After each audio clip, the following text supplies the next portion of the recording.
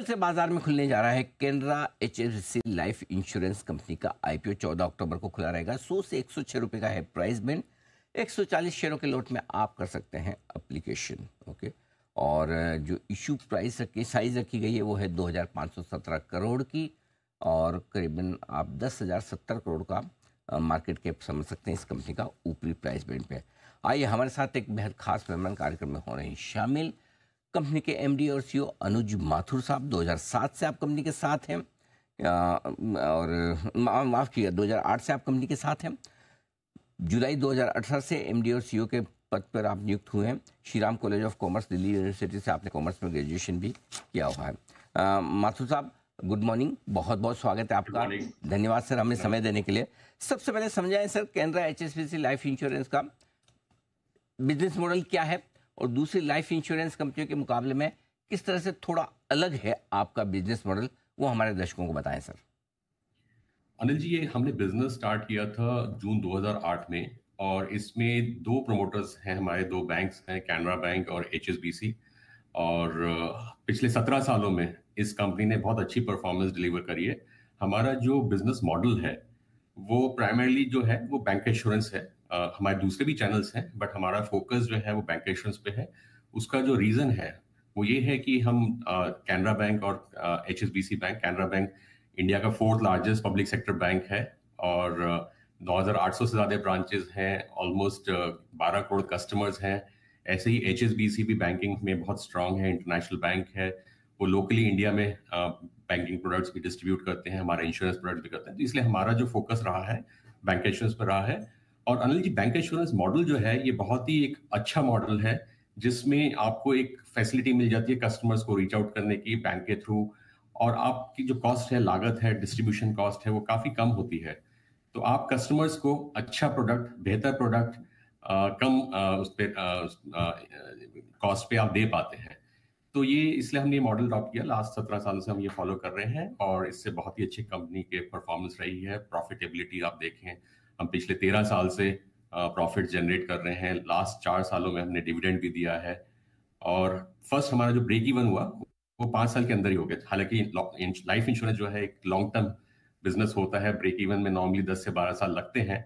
But हमारी company की एक ये भिन्नता है, मैं कहूँगा एक एडवांटेज है, कि हम बहुत ही प्रॉफिटेबल हैं, और बिजनेस जो है बहुत अच्छा हुआ। हमारी जो ग्रोथ रही है वो इंडस्ट्री के मुकाबले ज़्यादा रही है। ठीक बात है, आप फास्टेस्ट ग्रोइंग भी हैं, और सबसे पहले प्रॉफिटेबल बनने वाली कंपनी भी। नहीं तो आमतौर पर इंश्योरेंस कंपनी को 8 से 10 साल तो प्रॉफिटेबल बनने में समय लग ही जाता है। आपकी कंपनी ने 5 ही साल में ये काम करके दिखाया। सर, बैंक इंश्योरेंस की आपने बात की, बात तो सही है, बड़े फायदे हैं, लेकिन क्या आगे चलते हुए भी कैनरा एचएसबीसी लाइफ इंश्योरेंस का मॉडल वही रहने वाला है कि आपका 92% बिजनेस वहाँ से आ रहा है, 72-73% बिजनेस आपका कैनरा बैंक के साथ होने से आता है? तो क्या यही मॉडल कंफर्टेबल है या इसमें कोई बदलाव करेंगे? नहीं सर, हमारा जो ऑब्जेक्टिव है वो डाइवर्सिफाई करने का है, और ज़्यादा से ज़्यादा चैनल जोड़ने का है। तो हमने कुछ साल पहले, जैसे डिजिटल में हम करते हैं, हम डिफेंस फोर्सेस को हमारा चैनल है जो कैटर करता है, डायरेक्ट सेल्स टीम है। तो बैंक इंश्योरेंस के अलावा हमारे बाकी चैनल्स भी हैं जो कंट्रीब्यूट करते हैं, और उनका शेयर बढ़ने लगा है।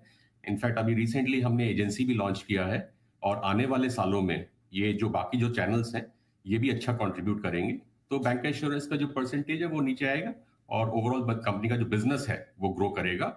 और एब्सोल्यूट टर्म्स में हमारे जो बैंक्स हैं उनकी जो परफॉर्मेंस रहेगी वो अच्छी रहेगी, जैसे पास में रही है। सर, इंश्योरेंस में आपके सब तरह के प्रोडक्ट होते हैं, participating product, non participating, ULIP वगैरह, इस तरह के प्रोडक्ट। जो पार्टिसिपेटिंग प्रोडक्ट होते हैं उनमें बिजनेस भी ज़्यादा होता है, कमाई भी ज़्यादा, लेकिन वो आपके पास एक ही प्रोडक्ट है, 9 दूसरे प्रोडक्ट है। कोई खास वजह इस स्ट्रेटेजी के पीछे, और क्या इसमें कोई होगा बदलाव आगे सर? देखिए, प्रोडक्ट्स, जहाँ तक प्रोडक्ट्स का सवाल है, हम ऐड करते रहते हैं। जैसे हमें कस्टमर डिमांड आती है, कस्टमर की रिक्वायरमेंट आती है, तो हम करते रहते हैं। तो पार प्रोडक्ट्स पहले हमारे और भी थे, लेकिन जैसे जैसे हम बदलाव करते हैं इन प्रोडक्ट्स में, उनमें नई नई फीचर्स लाते हैं, उनको और इफेक्टिव बनाते हैं। तो इसलिए हम जो पार प्रोडक्ट है, एक प्रोडक्ट है अभी, लेकिन हम जितनी जैसी डिमांड आएगी हम और लॉन्च करते रहेंगे। और हमने देखा मार्केट में आजकल नॉन पार प्रोडक्ट्स की जो डिमांड है वो ज्यादा है, क्योंकि उसमें हम कस्टमर को एक गारंटी रिटर्न ऑफर कर पाते हैं। तो कस्टमर का जो रुझान होता है, जो इंक्लिनेशन है, वो आजकल नॉन पार प्रोडक्ट्स की तरफ ज्यादा है कंपेयर टू पार। बट हमारा जो प्रोडक्ट स्वीट है वो पूरा कंप्लीट है। मतलब हम पार प्रोडक्ट्स ऑफर करते हैं, नॉन पार करते हैं, हर सेगमेंट में है हम। रिटायरमेंट बिजनेस जो है उसमें एन्युइटी भी हम ऑफर करते हैं। तो हमारा जो प्रोडक्ट स्वीट है वो कंप्लीट है और नए नए फीचर्स हम लाते रहते हैं। माथुर साहब, आपका मार्केट शेयर करीबन करीबन 1.81% है। एसबीआई लाइफ टॉप है 8% के आसपास के साथ में। प्राइवेट प्लेयर्स की मैं बात कर रहा हूँ। क्या लगता है सर, आपको कंफर्टेबल है या आपने क्या टारगेट रखा है मार्केट शेयर का? देखिए, हमारा मार्केट शेयर पास में बढ़ा है और बढ़ेगा आगे।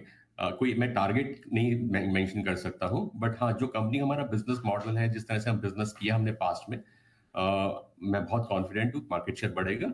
और सर एक चीज मैं और बताना चाहूंगा, जो मार्केट शेयर है वो धीरे धीरे बढ़ता है। जैसे हमने जब बिजनेस लॉन्च किया था, हमने 2008 में किया था। बाकी कुछ कंपनीज आई थी वो 2000 में आई थी। तो हमारा मार्केट शेयर बढ़ना शुरू हो गया है और ऐसे ही हमें उम्मीद है कि आगे भी बढ़ेगा।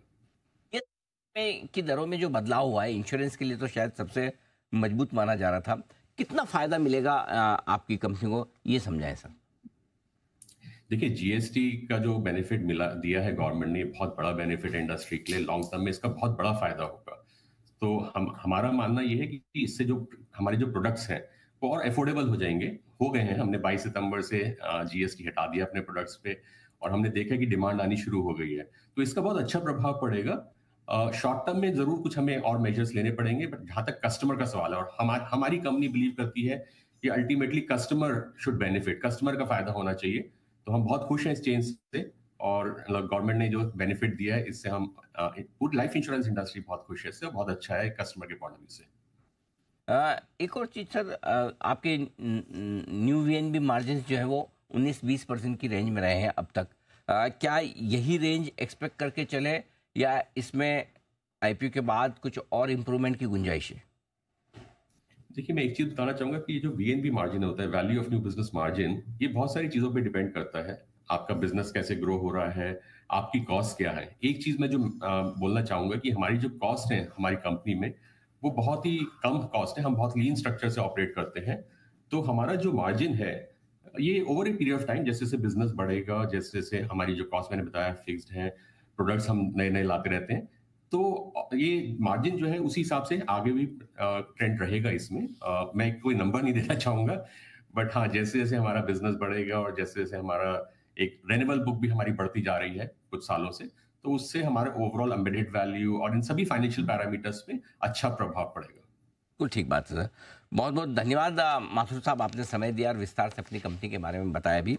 आपका आईपीओ कल से बाजार में खुलने जा रहा है। बहुत बहुत शुभकामनाएं। उम्मीद करते हैं सर आपका आईपीओ सुपर डुपर हिट साबित हो और आप अपने लिए, अपनी कस्टमर्स और अपने शेयर होल्डर्स के लिए बढ़िया वेल्थ बनाने वाली कैपिटल मार्केट की जर्नी आगे बढ़ाएं। ऐसी हमारी शुभकामनाएं। Thank you so much. धन्यवाद। Thank you.